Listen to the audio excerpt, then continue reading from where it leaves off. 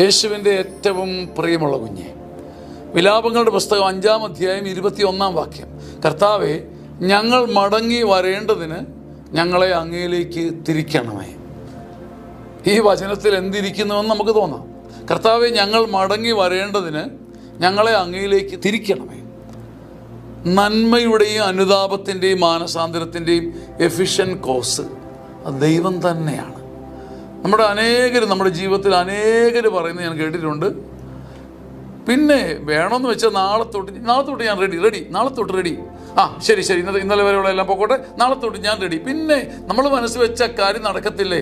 ഇതിനകത്ത് പകുതി കാര്യമുണ്ട്. ഞാൻ എപ്പോഴും പറയുന്നത് പകുതി കാര്യമുണ്ട്. പക്ഷേ നമുക്ക് നമ്മുടെ ജീവിതത്തെ സ്വയം തിരുത്താമായിരുന്നെങ്കിൽ നമ്മളൊക്കെ എവിടെ ചെന്നേനെ?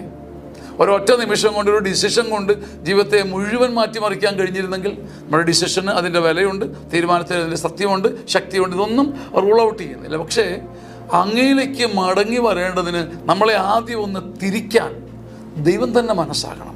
അവിടെ ഈ ആദ്യ സ്നേഹം,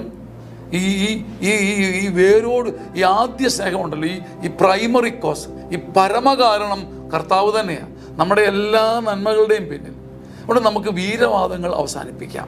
ഇന്ന് തൊട്ട് ഞാനിങ്ങനെ ചെയ്യും, എനിക്കിങ്ങനെ പറ്റും എന്നെല്ലാ വീരവാദങ്ങളും അവസാനിപ്പിച്ചിട്ട് നമുക്ക് പറയാം, കർത്താവേ, ഞങ്ങൾ അങ്ങയിലേക്ക് അങ്ങനെ തിരിക്കണമേ. ഞങ്ങൾ മടങ്ങി വരേണ്ടതിന് ഞങ്ങളെ അങ്ങ് തന്നെ ഒന്ന് ആദ്യം തിരിച്ചു നിർത്തണം. കർത്താവിൽ ശരണപ്പെടുന്ന ഒരു മനുഷ്യനും അന്തിമമായി തകരുകയില്ല. ആമേൻ.